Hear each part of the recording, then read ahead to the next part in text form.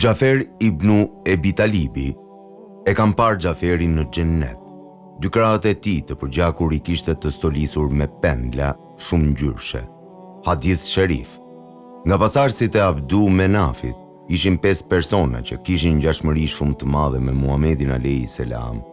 Saqë ndonjërit me pamje të dobët, këta të 5 mund t'i ngatarroheshin me të dërguarin e Allahut xhaleshanuhu.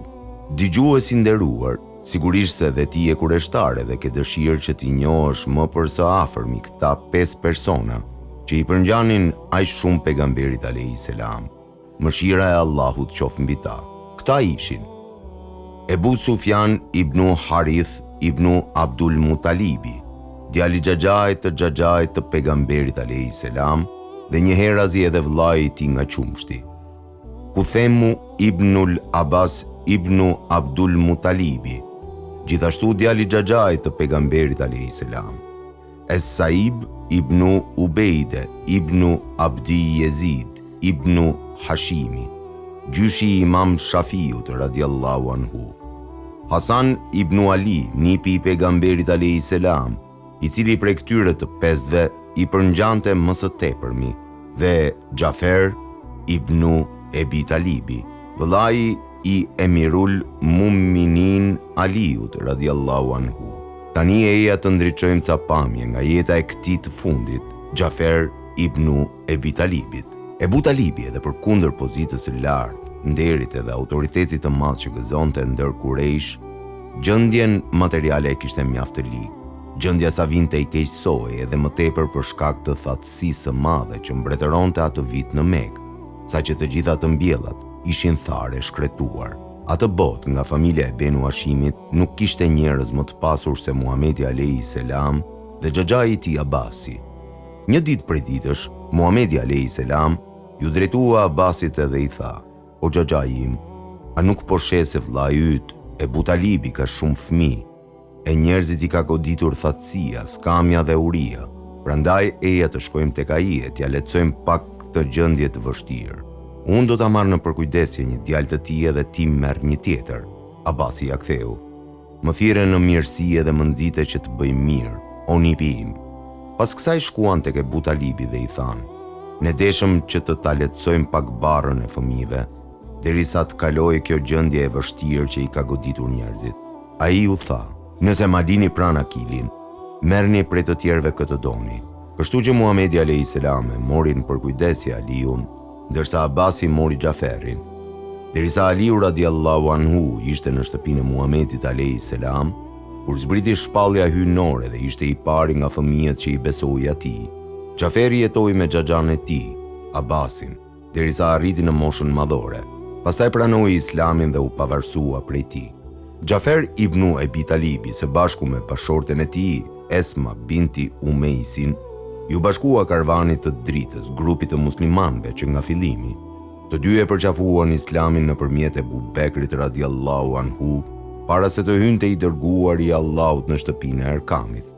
Këta të dy të rinj përjetuan mundimet, torturat edhe nënçmimet më të rënda nga Kurejshët, ashtu si që përjetuan edhe muslimanët e parë, por I përballuan me durim të gjitha, sepse e dinin se rruga për në xhennet edhe në dritën e shpëtimit është e shtruar me plot gjëmba, vështirësi, dhimbje e mundime. Mirë po ajo që I mundonte dhe I brengoste më së tepërmi, ata të dy, si edhe muslimanët e tjerë, ishte se Kurejshët u andalonin atyre t'i shfaqnin haptas ndjenjat e tyre fetare, duke I penguar në çdo kohë dhe në çdo vend ta shijojnë kënaqësinë e adhurimit, ibadetit.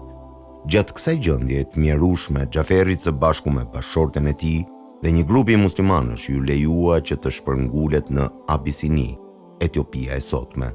Në fytyrën e Gjaferit shiheshin shenjat e pikëllimit edhe të mërzisë.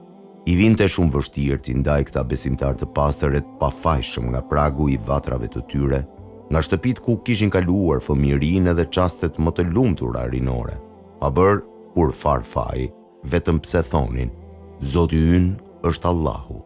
Mirë po edhe përkundër dëshirës së tij të flakt, ai nuk kishte asgjë në dorë që të mund t'i zbrapste të këqijat e Kurejshëve ndaj tyre. Kur arriti grupi I muhaxhirëve të parë në Abisini në krye me Gjafer ibn Talibin radiallahu anhu, Ata u vendosën në mbrojtjen dhe kujdesin e mbretit të drejtë të ndershëm, Nexhashiut. Për herë të parë pas përqafimit të Islamit, përjetuan shijen e sigurisë, duke ndjerë kënaqësi shpirtërore në ibadetin e tyre, pa i penguar askush në këtë lumturi të çiltër. Kureshët, sapo morën vesh për shkuarin e këtij grupi muslimanësh në Abisini, filluan menjëherë me shantazhet dhe intrigat e tyre për kthimin në Mekë ose likuidimin e tyre të plot fizik, nga se kishin zili dhe urrëtie të madhe ndaj tyre. Tani le t'ja japim fjalën Ummi Selemas, na rrëfej për një ngjarje, dëshmitare e së cilës ishte vetë. Ummi Selema rrëfen e thotë: kur arritëm në tokën e Abisinis, hasëm në fqinjsinë më të mirë. Zemrat tona u prejën dhe u qetësuan, sepse mund të adhuronim Allahun xhaleshanuhu lirisht, pa na e thënë kush as më të voglën fjalë. Kur kurejshët morën vesh për këtë gjë, filluan menjëherë dredhite dhe makinacionet e tyre tinzake për kthimin ton, duke dërguar tek Nexhashiu dy burrat më autoritar të tyre, Amr ibn Asin dhe Abdullah ibn Ebi Rebian. Ata kishin marrë me vete dhurata shumë të çmueshme për Nexhashiun dhe patriarkët e tij, të cilat i kishin zgjedhur nga toka e Hijazit me kujdes, sipas shijes së tyre të stërholluar. Ata ishin porositur nga kurejshët që çdo patriarku t'i jepet dhurata e tij para se të fillojnë bizedimet edhe negociatat me mbretin rreth çështjes son. Pasi arritën në Abisini, ata të dy së pari u takuan me murgjit e Nexhashiut dhe çdo njërit prej tyre ja dorëzuan dhuratën e dedikuar enkas për të, duke i thënë: në tokën tuaj kanë gjetur strehim disa prej djemve tanë të mashtruar e të marrë, të cilët lanë fenë të parëve të tyre dhe futën përçarje në mesin e popullit tonë. Prandaj, kur t'i flasim ne mbretit për këtë çështje, ju këshillojeni atë që t'na i dorëzoj pa i pyetur fare për fenë e tyre të re. Pas kësaj bisede, patriarkët u premtuan atyre se do t'i flasin mbretit për këtë punë.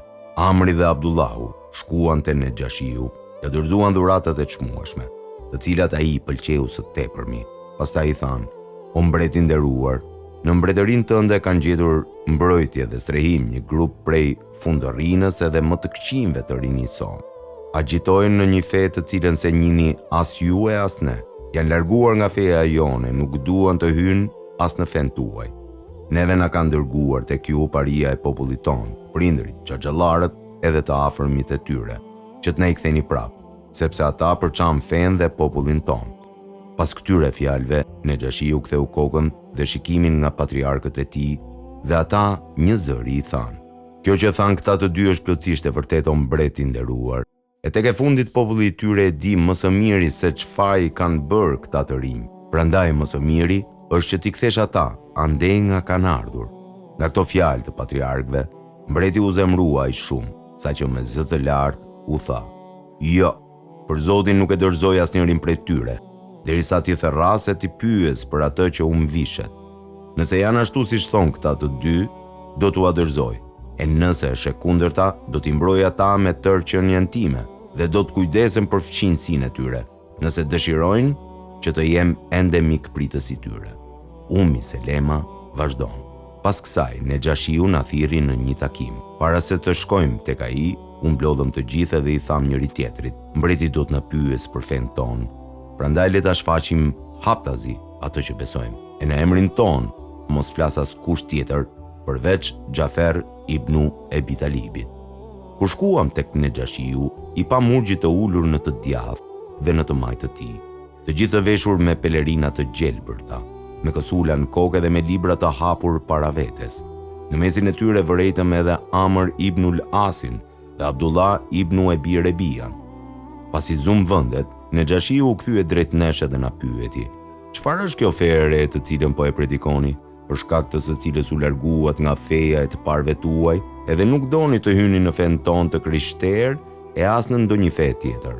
Xhafer ibn Ebi Talibi u ngrit dhe tha: o mbreti i nderuar e fisnik, ne ishim një popull i padijshëm e ignorant, adhuronim idhujt, anim coftinat, bënim çdo të keqe, shkëputnim lidhjet farefiznore, i keq trajtonim fqinjët dhe i forti e keq trajtonte të ligun.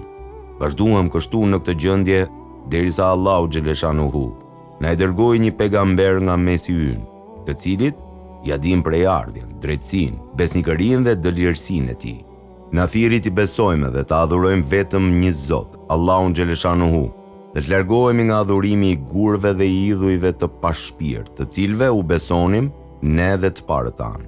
Na urdhëroi që të flasim të vërtetën, t'i çojmë në vend amanetet, t'i mbajmë lidhjet farefisnore, të sillemi mirë ndaj fqinjve, të përmbahemi nga të ndaluarat edhe gjakderdhja, na ndaloi të këqijat edhe nga dëshmia e rrejshme, nga ngrënia e pasurisë së jetimit dhe shpifjet ndaj grave të ndershme. Na urdhëroi që të besojmë vetëm një Zot edhe të mos i bëjmë shok atij, ta falim namazin, ta japim zekatin dhe ta agjërojmë Ramazanin. E ne ju përgjigjëm thirrjes së tij dhe e pasuam në atë që i erdhi nga ana e Allahut, duke ju përmbajtur me përpikmëri halallit dhe haramit. Populli ynë o mbret i nderuar, u soll armiqësisht ndaj nesh, na mundoi me mundimet më të rënda, vetëm e vetëm që të na largojnë nga kjo fe dhe të na detyrojnë që prap t'u kthehemi e t'i adhurojmë idhujt që as nuk flasin e as nuk shohin.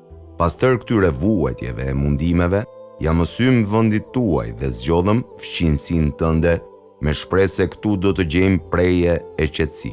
Kur i dëgjoi Nexhashiu të gjitha këto fjalë nga Xhafer ibn Abi Talibi, ju drejtua atij dhe i tha: "A keni me vete diçka nga ajo që i ka zbritur pejgamberit tuaj nga ana e Allahut?" "Po si?" ja ktheu Xhaferi. "Atëherë më lexoni diçka prej saj," tha Nexhashiu. Xhaferi lexoi një pjesë nga kaptina Meriem, derisa përfundoi me ajetet e rreth lindjes së Isait alayhis salam.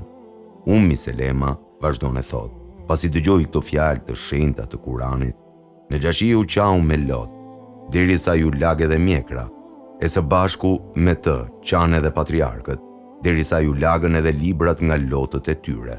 Kjo me të cilën ka ardhur i dërguari juaj dhe ajo që i ka zbritur Isait dalin nga i njëjti burim drite." Tha Nexhashiu edhe pastaj u kthye nga Amri dhe shoku i tij dhe ju tha: "Shkoni se për Zotin nuk ju a dorëzoj kurrë."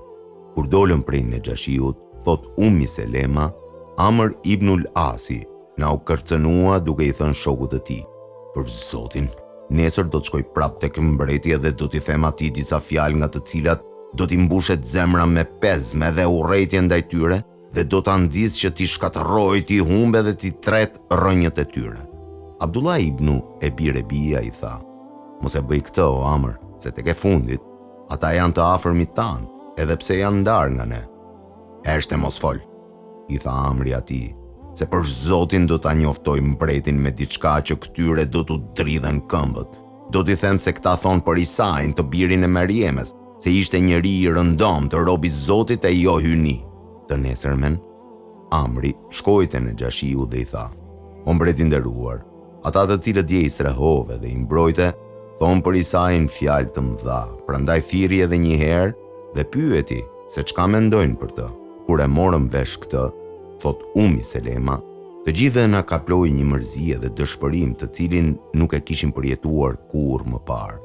U vendua me njëri tjetrin për atë se çka do t'i themi mbretit kur t'na pyes për Isain alayhis salam dhe tham: "Për Allahun, nuk do të themi tjetër përveç asaj që ka thënë Allahu xhaleshanuhu dhe nuk do të shmangemi nga ajo që ka thënë i dërguari ynë, e le të ndodh pas kësaj çka të doj." Ne prapu morëm vesh edhe ram në ujdi që në emrin ton të flas Xhaferi. Kur shkuam tek Nexhashiu, i pam murgjit e tij të ulur në të njëjtat vende, siç ishin ulur edhe erën e kaluar. Gjithashtu ishin të pranishëm edhe Amr ibnul Asi dhe shoku i tij, Abdullahu. Kur dolën para mbretit na e priti përpara me fjalët: "Çka thoni ju për Isain, të birin e Meriemes?"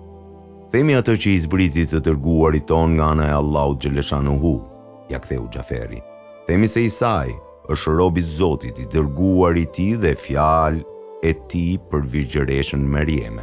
Kur i dëgjoi Nexhashiu këto fjalë të Xhaferit, i moshoi tokës me dorë dhe tha: "Për Zotin, nuk ka dallim as sa një fije floku në mes Isait dhe asaj çka i ka zbritur të dërguarit tuaj." Patriarkët e rreth Nexhashiut ofshan thellë nga mos pajtimi me fjalët që dëgjuan prej tij. Atëherë Nexhashiu ju drejtua atyre dhe u tha: "Edhe nëse ofshani." Pastaj u kthye nga ne dhe na tha: "Shkoni, se do t'jeni të sigurt, ai që ju shan do dënohet, e ai I cili përpiqet t'u bëjë ndonjë të keqe dhe të cënojë dinjitetin tuaj, do të ndëshkohet. Për Zotin nuk mund të lejoj që unë të vishe me rroba ari e ndonjërin prej jush ta godas ndonjë elit. Pas këtyre fjalëve prekse, Nexhashi u hodhi shikimin e tij drejt Amrit dhe shokut të tij dhe tha: "Jepjeni këtyre njerëzve dhuratat e tyre se nuk kam nevojë për to."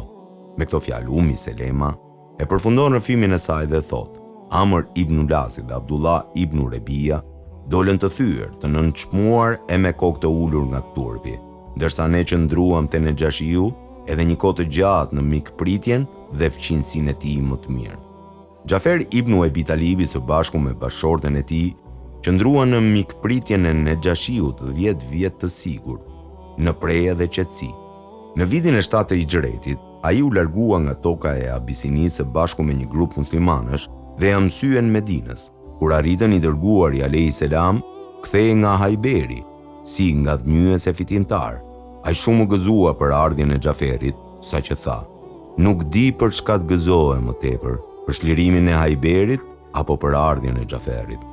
As gëzimi I muslimanëve, e posaçërisht I atyre të varfërve, nuk ishte më I vogël se sa gëzimi I Muhamedit alayhis salam për kthimin e Xhaferit, sepse ai ishte shumë I kujdesshëm, I ndjeshëm dhe shpirt mirë ndaj të varfërve. Për të, na rrëfen Ebu Hurejra dhe thot: Xhaferi ishte njeriu më I mirë për ne të varfrit. Na merrte dhe na ushqente në shtëpinë e tij me atë çka kishte, derisa I sosej ushqimi. Prandaj nuk e quanim kot babai I të varfërve. Mirë po qëndrimi I Xhaferit në Medinë nuk zgjati shumë. Në fillim të vitit 8 Hijri, I dërguari alayhis salam përgatiti një ushtri kundër romakëve diku në tokat e Shamit, Siris, e në krye të saj për komandant emroi Zeid ibn Harithin dhe tha: "Nëse Zeidi vritet ose plagoset, komandant le të jetë Xhafer ibn Ebi Talibi, e nëse edhe Xhaferi vritet apo plagoset, komandant le të bëhet Abdullah ibn Revaha, e nëse edhe Abdullah u vritet apo plagoset, atëherë muslimanët le të zgjedhin një komandant nga mesi I tyre." Kur muslimanët arritën në vendin e quajtur Muttete, vend në Jordaninë e sotme, panë se ushtria romake kishte përgatitur kundër tyre 100.000 ushtarë të përkrahur gjithashtu edhe nga 100.000 arab të krishterë, nga fiset Lahm, Gjudham dhe Kudda, kurse ushtria muslimane numëronte vetëm 3.000 ushtarë, 200.000 kundër 3.000-ve. Kur dy ushtrit u ndeshën në dy luftim, u zhvillua një luftë e rrethë. Nuk vënoi shumë e komandanti musliman Zeidi, I cili ishte futur thellë në radhët e armikut, ra shehid. Atëherë, Xhafer ibn Ebi Talibi kërceu nga kali, ja preu frerët e tij, që të mos mundet ta kalëronin as armiqtë e tij dhe ngriti lart flamurin, duke u futur thellë në radhët e armikut dhe duke brohoritur. "O sa I bukur është xheneti kur të afrohesh pranë tij, me shumë pije të mira e të ftohta. E romakëve si romaku është afruar ndëshkimi I tyre.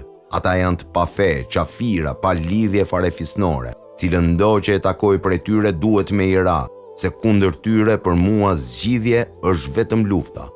Vazhdoi kështu të depërtoi në radhët e armikut me shpatën e tij duke luftuar me një heroizëm të rrallë, derisa e goditën dhe ja kputën krahun e djathtë.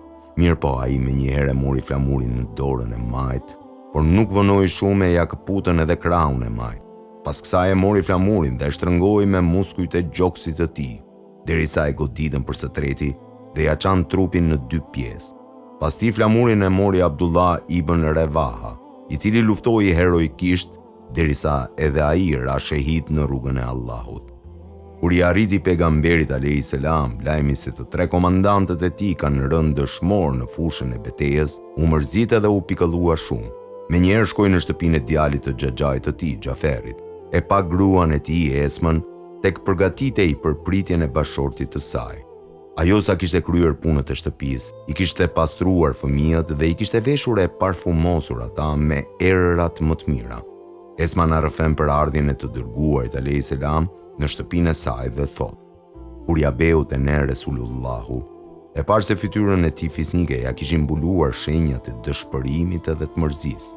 Megjithse nuk dëshiroja ta pyesja për Xhaferin, prapse prap ndjeva një rënqethje të ftohtë e të frikshme dhe thash me vete: valla mos I ka ndodhur diçka Xhaferit." Na përshëndeti dhe tha: "Mi sill fëmijët e Xhaferit tu." Ata u afruan rreth tij të gëzuar e plot hare, secili prej tyre shtyej që të afrohej sa më afër Resulullahut. Pejgamberi alayhis salam u lëmoi flokët me dashuri dhe mshuri dhe nga sytë e tij të bekuar i pikonin lotët. "Përse po qano i dërguar i Zotit?" i thash. "A mos ka arritur ndonjë lajm për Xhaferin dhe shokët e tij?" "Po," tha pejgamberi alayhis salam. "Ata sot kanë rënë shahid në rrugën e Allahut." Kur i dëgjuan fëmijët këto fjalë dhe pa nënën e tyre duke qarë, nga fytyrat e tyre të njoma u tret buzëqeshja dhe u strukën në përvendet e tyre pa bërë asnjë zë. Kurse i dërguar i Allahut u ngrit, i fshiu sytë e tij të përlotur dhe tha: "O Allah i gjithëmëshirshëm, trashëgoje Xhaferin në familjen e tij." Dhe shtoi: "E kam parë Xhaferin në xhennet. Dy krahët e tij të përgjakur i kishte të stolisur me penda shumë ngjyrshe."